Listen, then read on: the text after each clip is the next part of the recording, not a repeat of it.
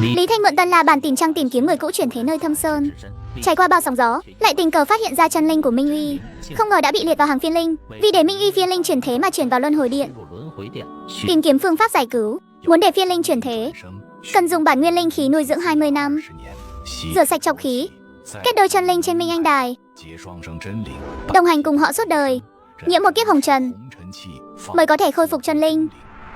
Sau đó hai người bái biệt dụng cụ đặc biệt, bế quan tại Cửu Cung Điện, dồn hết tâm trí suy ngẫm con đường tu hành. Đạo tâm dần sáng tỏ, nhìn lại con đường tu hành của ta, Lâm Nhược Phương cầu cho ta cơ duyên đạo pháp. Nếu có thể trải nghiệm thêm một lần quá trình tu hành của Lâm Nhược, có lẽ sẽ giúp ích cho đạo tâm của ta.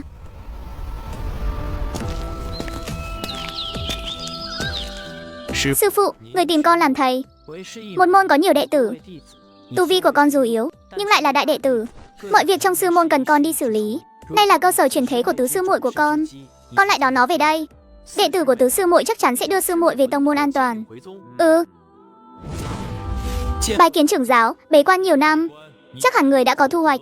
Có chuyện gì cứ việc nói. Đệ tử của trưởng giáo đã có 7 phần nắm chắc, thông suốt thượng pháp. Vật tu hành của đệ tử không giống nhau, cơ duyên thượng pháp chắc là ở âm giới. Đệ tử muốn đi âm giới một chuyến, cơ duyên thượng pháp ở âm giới.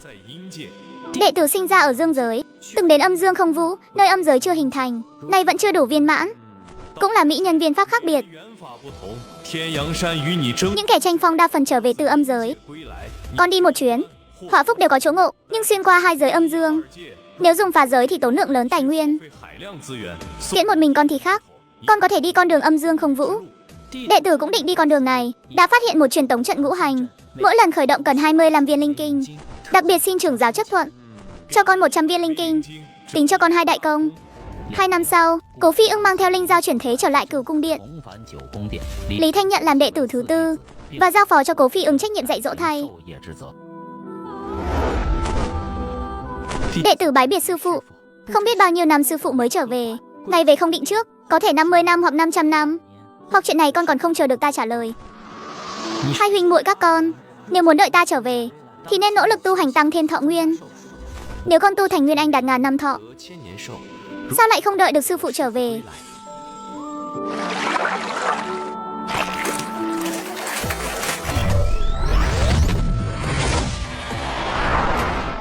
Có một người đang xông vào mê trận, hóa ra là Thiên Tinh Tử. Lý Thanh truyền âm cho Thiên Tinh Tử về cách phá mê trận. Chưa đầy nửa ngày, Thiên Tinh Tử đã ra khỏi mê trận. Ha ha ha ha ha. Ta từ Tinh Nhãn giới trở về liền ngủ say suốt. Sau khi tỉnh lại từ chỗ Lâm An Phong, Hoa Hề đạo hữu Dĩ Phản Trung gặp lại người cũ tìm dấu vết đến đây.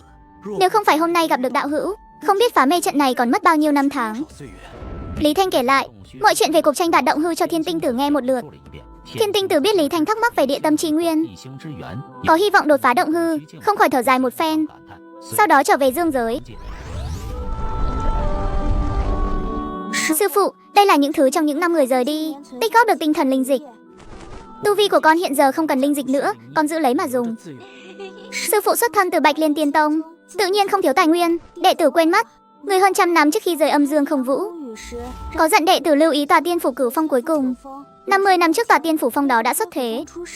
Thế Duyên lấy 2 tấm ngọc bài tiên phủ rồi mất tích không dấu vết. Thế Duyên thiên ngoại, tiên phủ không xuất thế, dù có ngọc bài cũng khó vào được Tinh Nhãn giới. Không cần quan tâm hắn, Lý Thanh bế quan tại âm dương không vũ 20 năm, luyện hóa thiên tinh chi nguyên thành công, tìm thấy thiên thông đạo giữa âm dương không vũ và âm giới, tiến thẳng vào âm giới. Anh Tử, chú ý thu liễm hơi thở. Hơi thở của ngươi lộ ra như thế, khiến mãnh thú rừng núi phải lùi bước, không tốt để hòa nhập vào nhân gian. Tu vi của bản thân người cũng sẽ bị ảnh hưởng.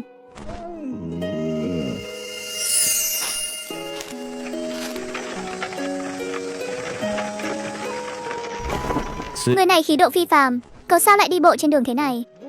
Một con chó thật tuấn tú, con chó hẹo này lông tóc rậm rạp, trong tiết trời nóng nực thế này mà không thấy mệt mỏi chút nào. Bước đi như gió, thật là huyền kỳ. Tại Hạ Dương Huyền, trời nóng thế này đi đường của thật bất tiện. Huynh đài hay là vào xe ngựa nhà ta tránh nắng, có thể chở huynh đài một đoạn. Con chó này của ta không bán, mong huynh đài lượng thứ. Ha ha ha, huynh đài đừng trách. Ta quả thực thấy con chó này phi phàm, nên có ý muốn mua, nhưng đã là chó cưng của huynh đài, ta không ép, cũng mời huynh đài lên xe. Đó là lời mời chân thành. Vậy thì đa tạ huynh đài. Lại là một người trong võ đạo. Vào trong xe ngựa thì không cần đâu. Giá kéo cò phía sau xe rất tốt. Vừa hay chở ta một đoạn.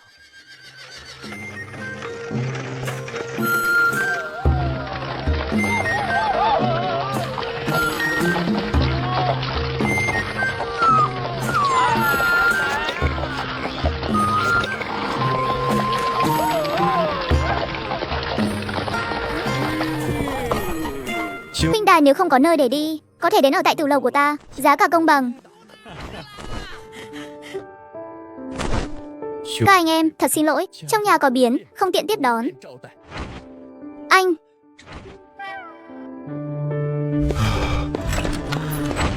Huynh đài không thấy sao?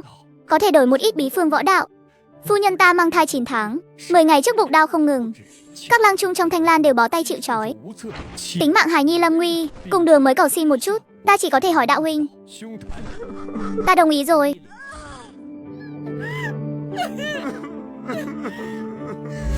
Nay cứu lấy cặp mẹ con này thì có thể khiến chân linh của Minh Uy ký túc trên người đứa trẻ này.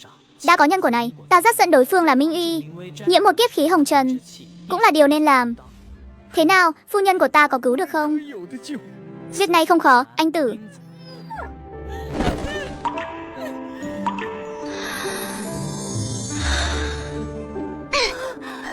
Lão gia, cảm giác đứa bé sắp nhảy ra khỏi bụng rồi. Bà đỡ đâu? Mau vào phòng đỡ đẻ cho phu nhân. Đứa bé sắp có chuyện rồi.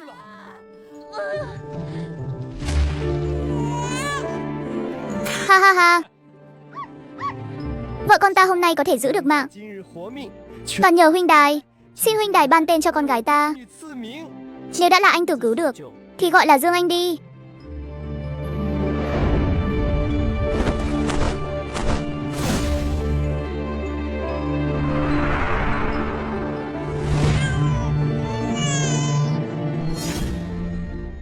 Nguyên Anh đại năng tự phong tu vi ẩn cư nơi phàm trần 69 năm, chỉ vì bảo vệ một luồng chân linh chuyển thế. Tuy nhiên chân linh này không hề bình thường, phải phụ thuộc vào một đứa trẻ anh hài, kết thành đôi chân linh với nó, đi cùng nó hết cuộc đời này. Người nói con luôn mơ thấy 2 giấc mơ. Một tỷ tỷ xinh đẹp đưa con bay qua núi đồi. Giấc mơ kia chúng con ở trong một căn phòng tối. Tỷ ấy khóc rất đau lòng. Phụ thân nói tỷ ấy là người xấu, nhưng con thấy tỷ ấy cũng giống như con. Những lời này Dương Anh thường xuyên nói, nhưng Lý Thanh chưa bao giờ phản hồi. 3 năm sau Dương Anh tròn 10 tuổi, tính cách dần trở nên bướng bỉnh, kháng cự việc may vá của nữ nhi, một lòng muốn tập võ tu tiên. Đại càn sắp mất, chỉ có tập võ mới có thể bảo vệ người nhà. Cẩn thận lời nói, phụ thân, cứ việc cùng con lập một ước định. Nếu đại càn còn thì con sẽ đọc sách học nữ công, nếu không con sẽ tập võ. Thật là chiều hư con rồi.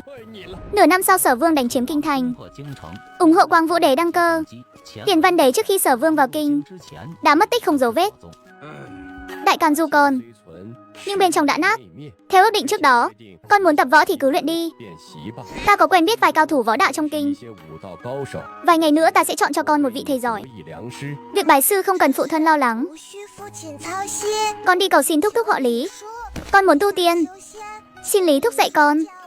Họ của con có chữ tiên. Tự nhiên là vì trong mơ con thấy một tỷ tỷ xinh đẹp. Con sợ tỷ ấy ăn thịt con. Tu tiên rồi mới có thể tự bảo vệ mình. Tiểu nhân đó gọi là Minh Uy, là do ta thả vào, hắn sẽ không hại con. Lý thúc có thể nhìn thấu tiểu nhân sao? Tỷ tỷ, Lý thúc thực sự là tiên nhân. Thế gian đã có tiên, Lý thúc có thể dạy con tiên pháp không? Minh Uy không hại con, vì sao con vẫn chấp nhất cầu tiên? Tiên có nghĩa là gì con có biết không? Mạnh mẽ và trường sinh. Con muốn tự vệ, muốn hành hiệp, muốn bảo vệ bách tính. Đó không phải là chuyện của cầu tiên.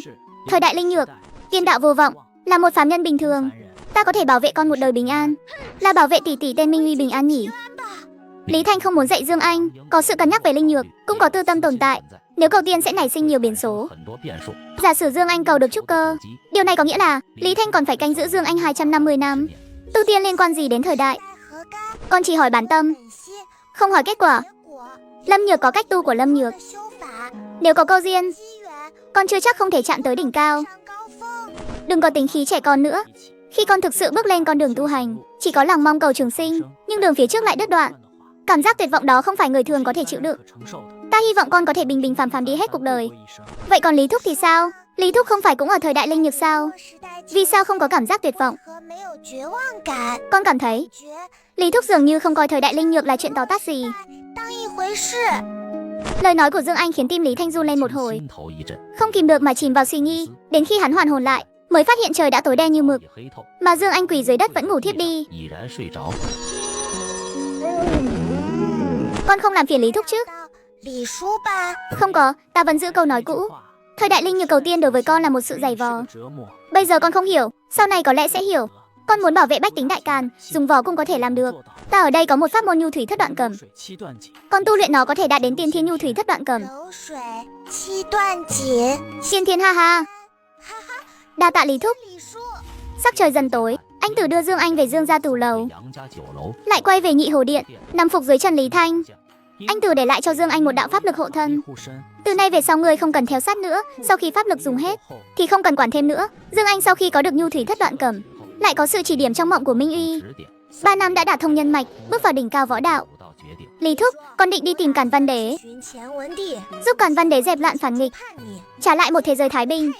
Con đi đi, anh Tử đã để lại trên người con một đạo pháp lực, có thể bảo vệ con một lần. Dương Anh rời đi phò tá Càn Văn Đế, dựa vào nhu cần nữ hiệp, 6 năm tu thành tiên thiên tiên tri, xử lý cầu bất tương, 8 năm thời gian, đại càn tài kiến thiết, đại sự thiên hạ cuối cùng cũng quy về chữ tiền. Sủng nhục không màng, nhàn nhã ngắm hoa nở hoa tàn, không màng chuyện đi hay ở, thản nhiên nhìn mây cuộn mây tan. Đây chính là thượng pháp bản ngã đạo tâm của ta.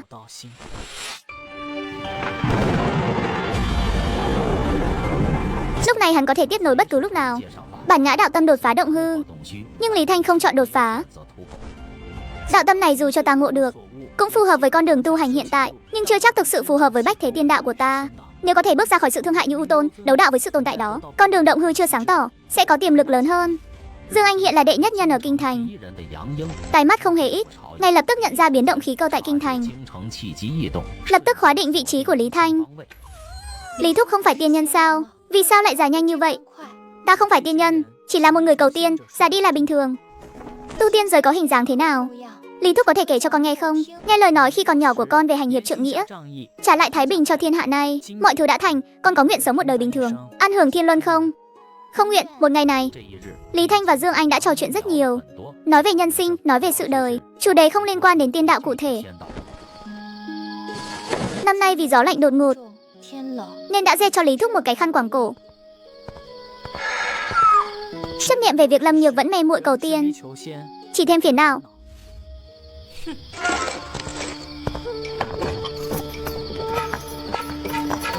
Lý Thúc vẫn không muốn truyền tiên đạo cho con sao? Thậm chí ngay cả một chữ tiên cũng không muốn nói nhiều. Cái gì mà thời đại linh nhược, con không hiểu, càng không tin con đứng trước mặt Lý Thúc. Chỉ thấy mình nhỏ bé như kiến cỏ, không có tiên pháp. Vậy thì con sẽ dùng võ nhập tiên.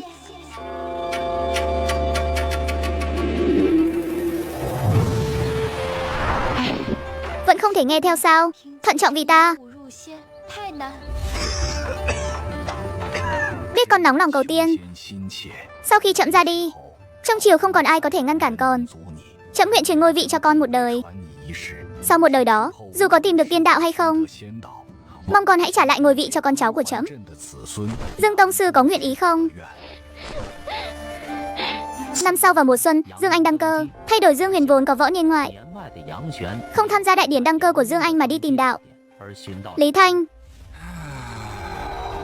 anh Nhi thay đổi rồi, vì tiên đạo hư vô mà tranh giành ngôi vị, quên mất sơ tâm. Tiểu Anh tử tâm không đổi, Dương lão ca đừng quá lo lắng. 8 năm mây phủ Đại Càn, lại không có lấy một chút tiên cảnh, tiên pháp đến muộn cũng vô dụng. Vào đi Lý Thúc. Anh Tử đâu? Không còn nữa sao? Không còn nữa, sao có thể? Nó mạnh mẽ như thế cơ mà. Tu vi không đạt thì không được trường sinh, cuối cùng cũng sẽ ra đi. Con dùng cả nước để cầu tiên. Sơ tâm liệu có từng thay đổi? Cả đời con có nắm chắc đạt đến cảnh giới của anh Tử không? Dù cho có đạt tới, cũng sẽ ra đi như vậy thôi. Không đổi, con một lòng tìm kiếm cái mới, nhưng không phải vì họa danh. Con sẽ bảo vệ thiên hạ thái bình. Anh Tử hiền từ, bầu bạn cùng con trưởng thành. Con hiểu rất rõ tính cách của anh Tử. Anh Tử không có tâm tu tiên, chỉ muốn sống cuộc đời thường. Con thì khác, con có tâm hướng đạo kiên định. Nếu con không thể cực hạn bia của ta thì tốt rồi. Ta không tranh luận với con. Đến đây có việc gì? Con muốn một quyển tiên đạo công pháp, nhưng trong bờ cõi Đại Càn, dùng cả sức mạnh cả nước cũng không tìm thấy. Con muốn hỏi Lý Thúc, Đại Càn thực sự có tiên đạo truyền thừa không? Chuyện này ta cũng không rõ, nhưng nếu ta cho con một môn pháp, chỉ có thể tu luyện tới luyện khí tầng 3. Sau khi con tu thành thì hãy yên tâm làm nữ. Đế, có nguyện ý không? Con cầu tiên không phải vì luyện khí tầng 3, mà là vì trường sinh đại đạo. Nếu Dương Anh gật đầu, Lý Thanh vốn đã định truyền thụ công pháp.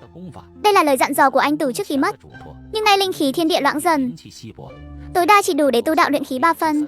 Một khi truyền pháp, ngược lại sẽ khiến nó càng nhanh rơi vào tuyệt vọng. Để tu tiên, nó không ngần ngại hóa thân ghi nhớ, càng dựa vào thân phận đế vương, dùng sức mạnh cả nước tìm kiếm tiên duyên.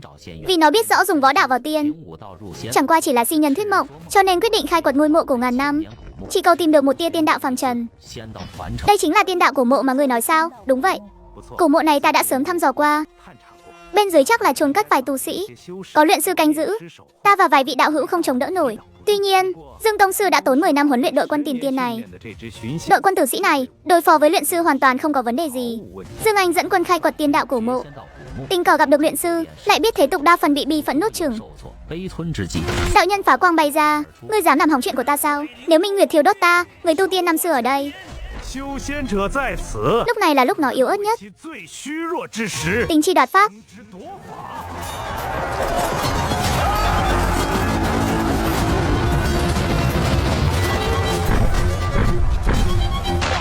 Oánh oánh, ngươi cứ đợi đấy cho ta, ngươi sẽ hối hận thôi. Ha ha ha, mất ngừng trừ quốc chính là tiên của tăng thêm nội lực mà ta tìm được năm xưa. Sau khi dùng Minh Châu của Dương Anh thành công đột phá đến luyện khí tầng 2. Sau khi về kinh, ngay lập tức đi bái phỏng Lý Thanh, nhưng lại bị từ chối tiếp đón. Không có Lý Thúc giúp đỡ, con cũng có thể tìm được tiên pháp.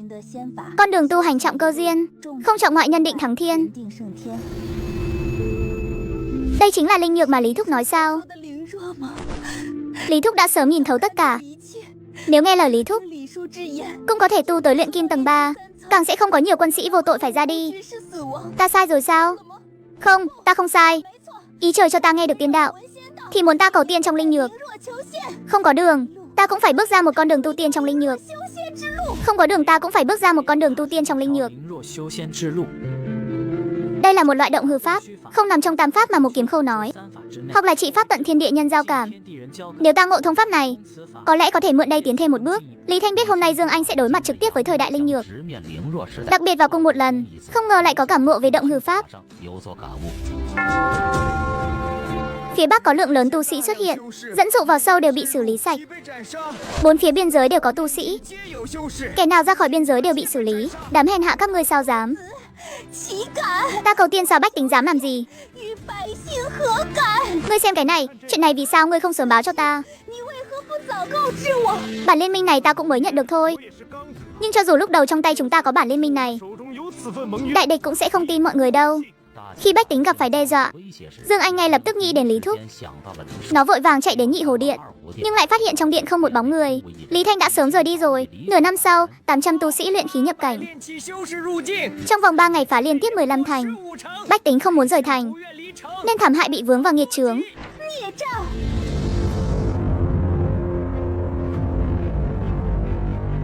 Dương Anh, 3 năm trước khi ngươi cảm thấy ta đắm chìm trong cổ mộ, có từng nghĩ đến kết cục ngày hôm nay? Ngươi hãy nhìn xem triệu quân sĩ chiến đấu vì ngươi tại Nhất Tướng Cốc, hôm nay há chẳng phải sẽ phải tổn thất tại đây sao? Dương Anh, ngươi có biết lỗi chưa? Nói nhảm với nó làm gì? Một lũ ông hợp, bắt lấy là được.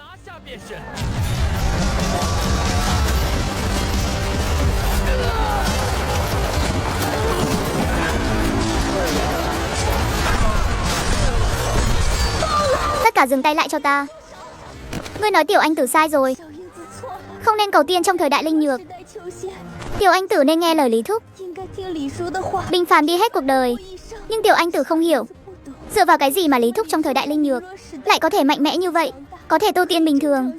Tiểu Anh Tử vì sao lại không thể? Vì sao Lý Thúc không muốn truyền lại cách cầu tiên trong linh nhược cho Tiểu Anh Tử hoặc cho tu sĩ của cả thế giới này? Tiểu Anh Tử tin rằng Lý Thúc làm được. Lý Thúc, con không biết người có ở Nhất Tuyến Cốc hay không, nhưng Lý Thúc từng nói anh Tử đã để lại trong người con một đạo pháp lệnh, có thể bảo vệ tính mạng con một lần. Đạo pháp lệnh này con chưa từng dùng qua, Cầu xin Lý Thúc đem đạo pháp lệnh này tặng cho bách tính Đại Càn. Sinh ra trong linh nhược không thể cầu đạo, thì ta xin từ bỏ linh nhược.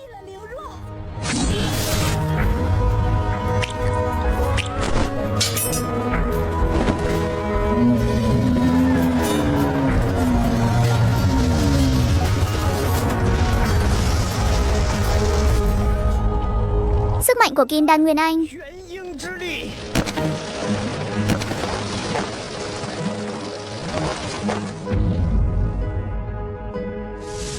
Con không sai, sai là ở thời đại này, đạo pháp lực hộ thân này có thể khiến Dương Anh giữ được mạng trong ngày hôm nay, nhưng Dương Anh đã chọn từ bỏ.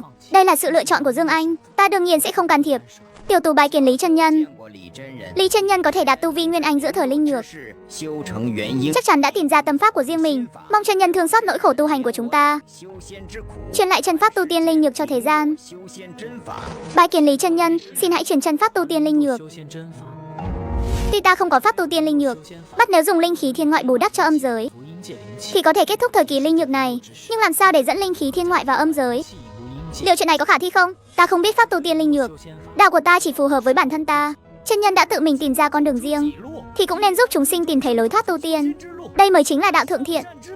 Lý Thanh chân nhân hãy vì thiên địa mà hành động. Chúng ta không làm được, nhưng tin chân nhân có thể. Chân nhân thi triển pháp lực, vi nhân xử thế trong thời linh nhược, có gì mà không thể chứ? Vi sáng tạo pháp mới thì đúng là không làm được. Nhưng ta đến âm giới cầu đạo, vừa tìm thượng pháp động hư, vừa tìm trường pháp động hư thọ duyên trăm đời, dẫn dắt linh khí thiên ngoại, kiểu gì cũng có cơ hội thôi.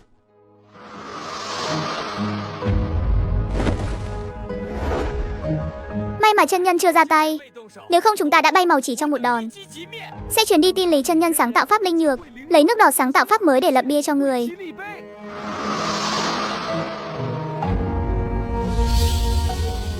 Nguyên Anh hậu kỳ bình thường chắc chắn không vào được tầng cương phong này, nhưng thì đã sao chứ? Dẫn linh khí thiên ngoại vào âm giới.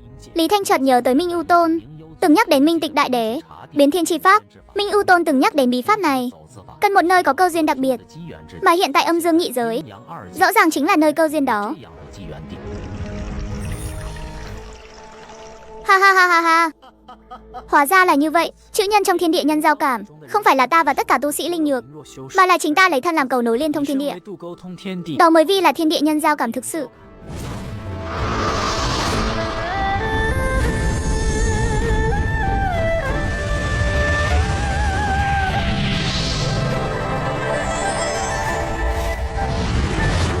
Thượng pháp động hư này là thiên địa pháp tướng 108 trượng. Pháp tướng này của thực khả thi.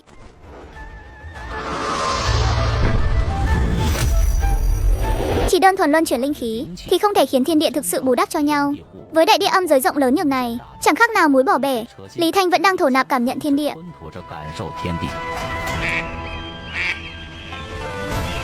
Nay đã lấy thân mình vi cầu nối, đã qua 154 năm rồi, không biết còn phải độ bao lâu nữa. Pháp môn này thật sự khó mà tưởng tượng nổi, dù thế giới thiên ngoại có thống nhất, cũng không ai có thể thành công. Ta dù đã đạt đến cảnh giới minh ngộ, nhưng đạo tâm vẫn còn khó đúc thành.